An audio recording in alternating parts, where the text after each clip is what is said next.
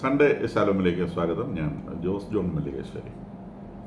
Israel ഏതു നിമിഷവും ഇറാനെ ആക്രമിച്ചേക്കാം എന്നാണ് മിഡിൽ ഈസ്റ്റിൽ നിന്ന് വരുന്ന ന്യൂസുകൾ കാണിക്കുന്നത്. അമേരിക്കയിൽ നിന്നാണ് പ്രധാനമായും ഈ ന്യൂസ് പുറത്തു വരുന്നത്. കാരണം അമേരിക്കൻ കോൺസുലേറ്റുകളിലെ മിഡിൽ ഈസ്റ്റുള്ള വിവിധ രാജ്യങ്ങളിലെ അമേരിക്കൻ കോൺസുലേറ്റുകളിൽ നിന്ന് എക്സസ് സ്റ്റാഫിനെ, അത്ര അത്യാവശ്യമില്ലാത്ത സ്റ്റാഫുകളെയൊക്കെ ട്രംപ് ഒഴിപ്പിച്ചുകൊണ്ടിരിക്കുകയാണ്.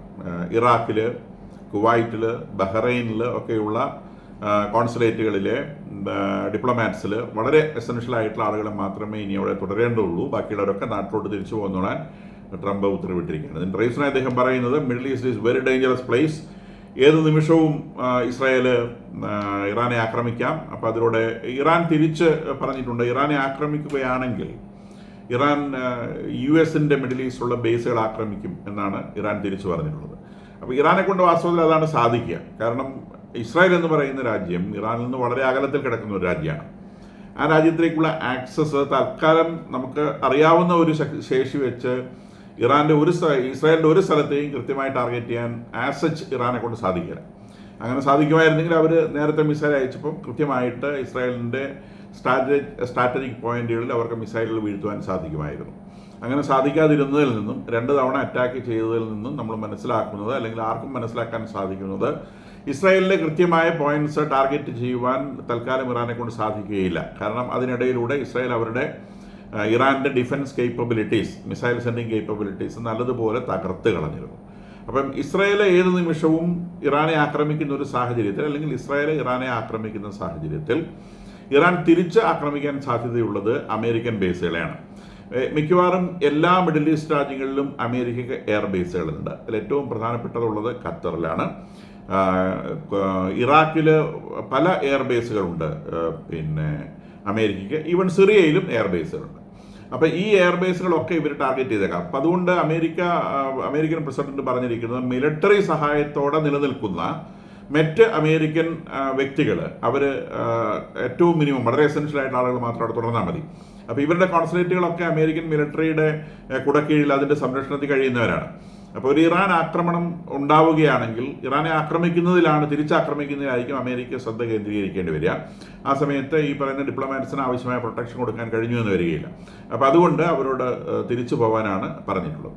ഇപ്പോൾ ഇസ്രായേൽ ഏത് നിമിഷവും ആക്രമിക്കും എന്നുള്ള ഒരു സാഹചര്യം നിലനിൽക്കുന്നു. അപ്പം അമേരിക്കയും ഇസ്രായേലും തമ്മിൽ ഇക്കാര്യത്തിൽ അഭിപ്രായ വ്യത്യാസമുണ്ട് എന്നുള്ളത് വ്യക്തമാണ്.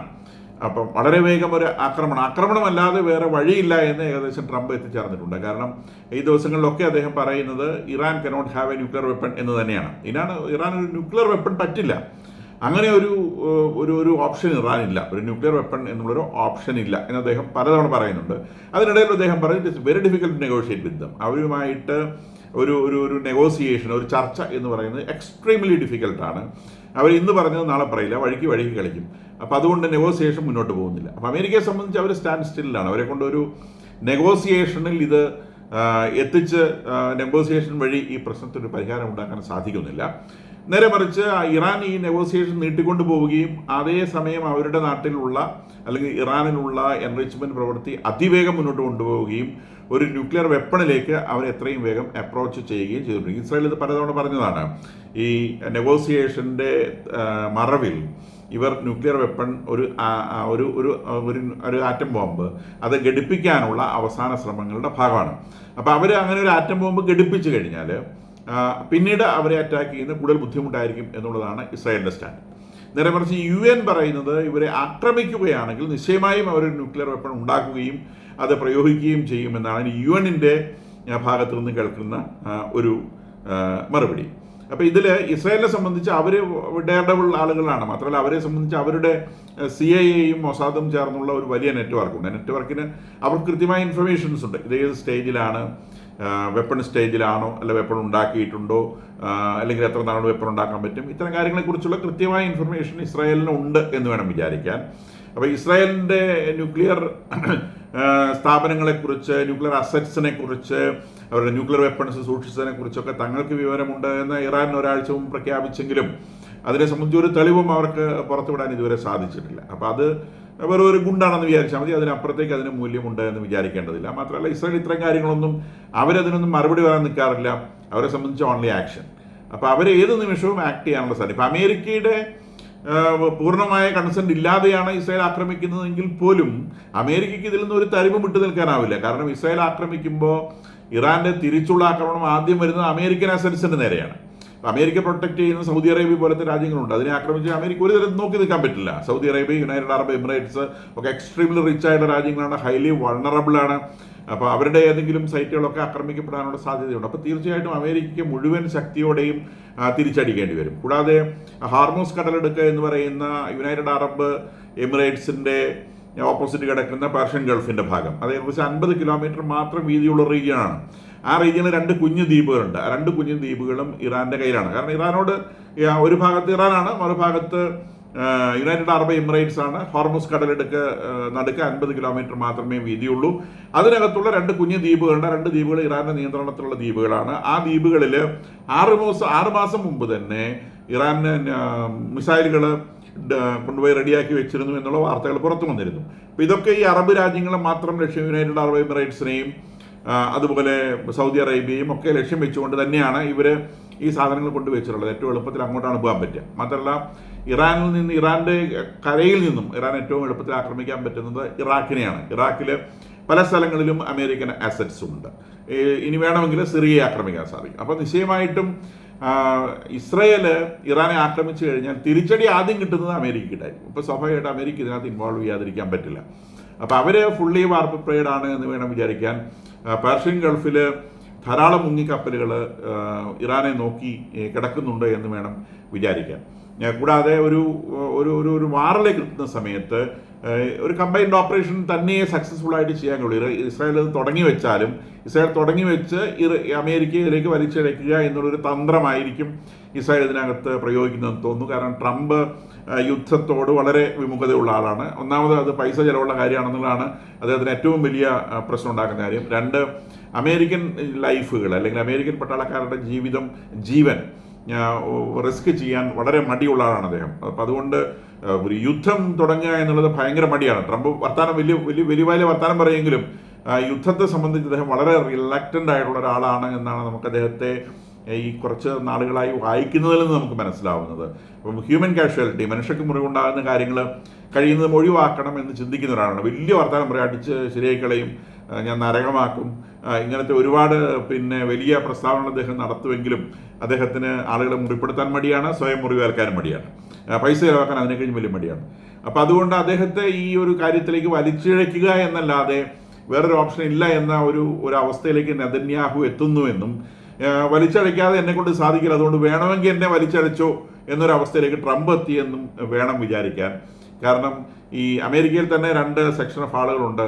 വൈസ് പ്രസിഡന്റ് വാൻസിന്റെ നേതൃത്വത്തിലുള്ള ആളുകൾ വിചാരിക്കുന്നത് യുദ്ധം ഒഴിവാക്കണമെന്ന് തന്നെയാണ്.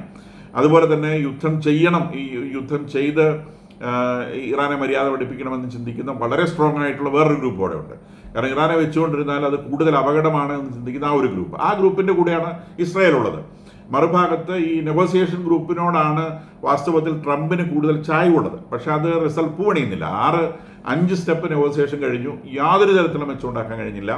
ഇനി 6ാമത്തെ സ്റ്റെപ്പിനും ഇവരെ ഈൽഡ് ചെയ്യാനുള്ള സാധ്യത വളരെ കുറവാണ്. കാരണം ഒമാൻ്റെ അടുത്ത് ഇവർ പുതിയ പ്രപ്പോസലുകൾ വയ്ക്കുകയാണ്, അല്ലാണ്ട് ഈ പറഞ്ഞ പ്രപ്പോസൽ അംഗീകരിക്കുകയല്ല. They are make new proposals.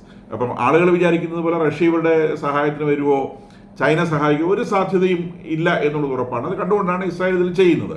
അപ്പോൾ അവരെ സംബന്ധിച്ച് ഇസ്രായേലിനെ സംബന്ധിച്ച് ഇസ്രായേലിൻ്റെ എക്സിസ്റ്റൻസിന് വേണ്ടിയാണ് അവർ യുദ്ധം ചെയ്യുന്നത്, മരിക്കാൻ വേണ്ടിയല്ല. അപ്പം ഒരു ലോക യുദ്ധം ഉണ്ടാകുമോ, അങ്ങനത്തെ ചോദ്യങ്ങൾക്കൊന്നും യാതൊരു പ്രസക്തിയില്ല. ഇറാനെ സംബന്ധിച്ച് ഇറാൻ അടി കിട്ടിയാൽ ഇറാൻ കൊള്ളത്തേ ഉള്ളൂ. അപ്പോൾ ഇറാൻ അത് തിരിച്ചറിയാൻ പറ്റത്തില്ലെങ്കിൽ കുറച്ച് നാളെ കിടന്ന് ഒച്ച ഉണ്ടാക്കുമായിരിക്കും.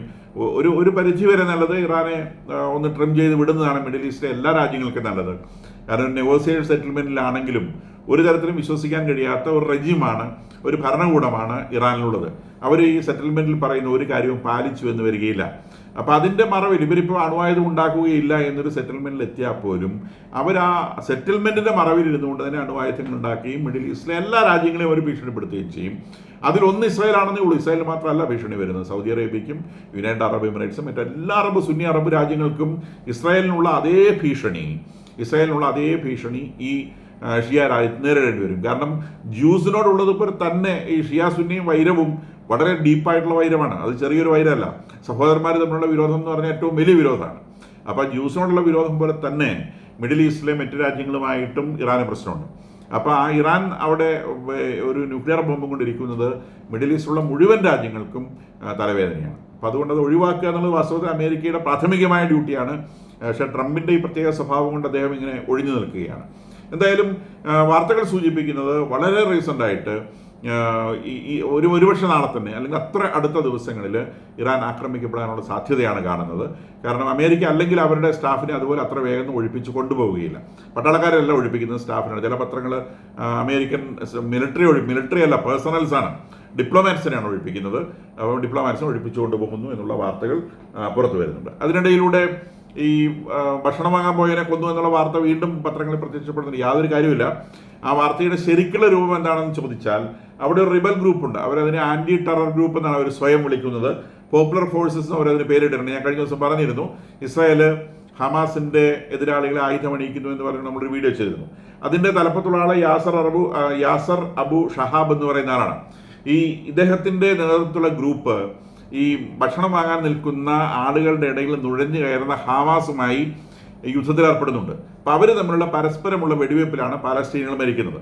ഇവിടെ പാലസ്തീനികൾ മരിക്കുന്നു എന്നാണ് വാർത്ത പുറത്തു വരുന്നത്. ഇത് ഈ ഭക്ഷണ വിതരണവുമായി ബന്ധപ്പെട്ടാണ് സംഭവിക്കുന്നത് എന്നുള്ളത് വാസ്തവമാണ്.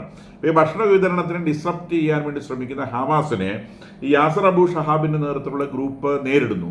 അത് നേരിടുന്ന സമയത്ത് ഹമാസ് തിരിച്ചടിക്കുന്നു. ആ വെടിവയ്പ്പിലാണ് പരസ്പരം ആളുകൾ മരിച്ചു പോകുന്നത്. ഈ മരിച്ചു പോകുന്ന ആളുകളുടെ ഡീറ്റെയിൽസ് ഒന്നും ഇവർ പുറത്തു വിടുന്നില്ല. മുഴുവൻ ചെറുപ്പക്കാരാണ്. അപ്പോൾ അത് ഡീറ്റെയിൽസ് പുറത്തുവിടാത്തത് ഇത് ചെറുപ്പക്കാരാണ്, അത് ആളുകൾക്ക് മനസ്സിലാവും എന്നുള്ളത് കൊണ്ടാണ്. അതിനിടയിലുള്ള ഹമാസ് തന്നെ ഒരു ക്ലെയിം വെച്ചിട്ടുണ്ട്. ഈ കഴിഞ്ഞ 3 ദിവസത്തിനിടയിലൂടെ യാസർ അബു ഷഹാബിൻ്റെ നേതൃത്വമുള്ള ഗ്രൂപ്പിലെ ഏറ്റവും ചുരുങ്ങിയത് 50 പേരെ അവർ വധിച്ചിട്ടുണ്ടെന്നാണ് പറയുന്നത്. അപ്പോൾ 50 പേരാരാ മരിച്ചതെന്നുള്ള എണ്ണം കിട്ടി. ഇവർ 50 പേര് മരിക്കുമ്പോൾ ഏറ്റവും ചുരുങ്ങി 50 പേരെ തിരിച്ചു പോകുന്നുണ്ടാവില്ലേ? അവിടെ ആകെ മരിച്ചു എന്ന് പറയുന്നത് 120 പേരാണ്. അപ്പോൾ ഈ 120 പേര് ഭക്ഷണ വിതരണ കേന്ദ്രത്തിനടുത്ത് മരിച്ചു എന്ന് പറഞ്ഞാൽ അതിൻ്റെ അർത്ഥം ഇവർ അങ്ങോട്ടും ഇങ്ങോട്ടും യുദ്ധം ചെയ്ത് മരിച്ചതാണ്. അപ്പം ഹമാസിനെ യാസർ അബു ഷഹാബിൻ്റെ ആളുകൾ കൊല്ലുന്നു, തിരിച്ച് യാസർ അബു ഷഹാബിൻ്റെ ആളുകളെ ഹമാസ് കൊല്ലുന്നു. ഈ 2 കൂട്ടരുമാണ് അവിടെ മരിച്ചു വീഴുന്നത്. അല്ലാതെ ഭക്ഷണം വാങ്ങാൻ പോകുന്ന ആളുകളല്ല. ഭക്ഷണ വിതരണം ഭംഗിയായി മുന്നേറുന്നുണ്ട്. UN-നും പിന്നെ റെഡ് ക്രോസിനും അതിനോട് താല്പര്യമില്ല, അവർ സഹകരിക്കുന്നില്ല. അവരും ഈ ഭക്ഷണ വിതരണ കേന്ദ്രങ്ങളിൽ നടക്കുന്ന ഈ കോൺഫ്ലിക്റ്റിനെ കുറിച്ച്, കൊലപാതകങ്ങളെക്കുറിച്ച് അവരും വലിയ വായിലെ വർത്തമാനം പറയുന്നുണ്ട്. പക്ഷെ അവർക്കും അവിടെയുള്ള എല്ലാവർക്കും ഇതിൻ്റെ വാസ്തവം അറിയാം. ഒരു ഇൻ്റർനാഷണൽ സെനേറിയോയിൽ IDF-നെ മോശമാക്കാൻ വേണ്ടി IDF വെടിവെച്ചിട്ടാണ് ആളുകൾ മരിക്കുന്നത് എന്നുള്ള ഒരു വാർത്ത പ്രചരിപ്പിക്കുന്നുണ്ട് എന്ന് മാത്രമേ ഉള്ളൂ.